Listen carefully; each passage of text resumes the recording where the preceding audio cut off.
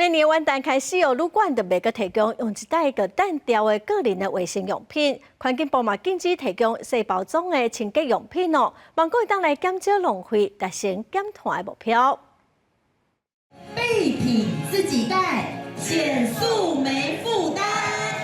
出门旅游，真侪民众会惯使用饭店提供的一改性的用品，但是为明年1月7日开始，环境部甲明年定做旅宿业检索元年，规定旅宿业者袂使主动提供螺、气面仔、起膏、喙手口甲噗、浴帽等等6项个人卫生用品，鼓励民众家己查。也不要求大家必须要携带所有的瓶瓶罐罐，而是说，当你自己没有自备的时候，你可以再跟他们要。那我们也希望旅宿业者呢，也不要把这个当成是一个额外可以收钱的一个东西。最重要是增加不必要浪费的资源，这个是我们最主要一个目的。环境部也要求旅宿业者袂使提供180毫升以下小包装的洗头毛巾、润发精、地裤精、溶液，规定要改提供大包装的互民众使用。另外，也望业者减少使用一改性的塑胶干仔水。业者会当申请补助措施，若达成塑胶干仔水减量目标，就有3万块的补助。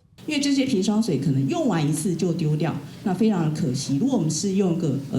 可充填式的哈，那譬如说现在有业者呢，他们就是改用玻璃瓶装水，好，那另外就说也可以去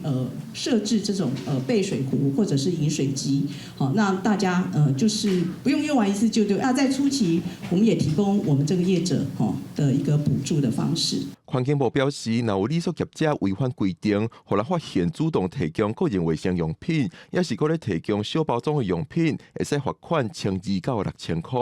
若是经过要求搁无改善，会使搁再开罚。环境部估计新的政策，一年通减少使用4.6亿个小包装的旅宿用品，减碳2500公吨。记者郭文霞、桂林台北报道。